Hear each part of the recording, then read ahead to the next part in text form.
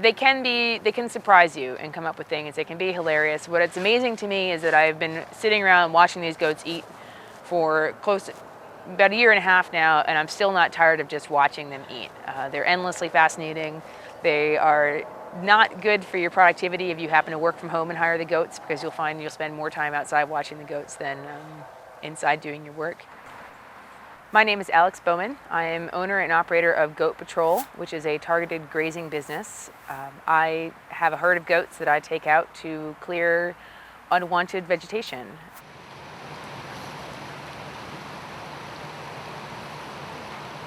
I had the idea to start this business in this early spring of 2008 when I was working in my own backyard trying to clear some patch of English ivy so I could plant some flowers. And after working for several hours and only clearing a couple feet, I thought there's got to be a better way, which made me think of goats. I used to live in the Pacific Northwest, where it was actually fairly common to use herds of goats to clear away big swaths of vegetation. So I'd heard of this type of business before.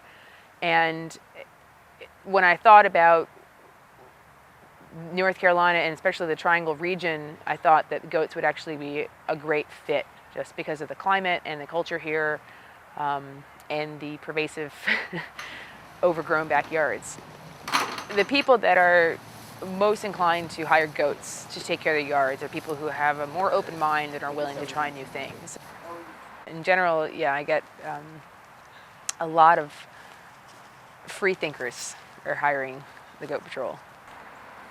The goats had done a long-term job, about a 10-day job in Chapel Hill on a very steep slope covered with wisteria, and they had pretty much eaten the hillside bare.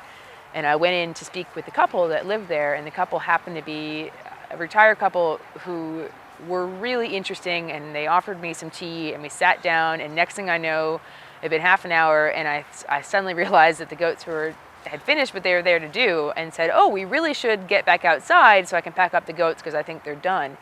And we stood up and stepped outside and discovered that the goats had in fact finished everything and had also succeeded in knocking down that entire wall of fence, and were fanning out across her beautifully tended garden. The good news of this story was it didn't take long to round them back up, and the couple in question found the whole experience pretty funny. So, they didn't really have time to do any serious damage. But yeah, that's one of the reasons why I stay with the goats, is because you're never 100% guaranteed that they're going to stay in that fence. So they're all very distinctive. They all have their own personalities and ways of behaving. They can be very affectionate, and they can also be very clever, and they pay attention to what you do and watch and learn and come up with new tricks to get around your fences and other things.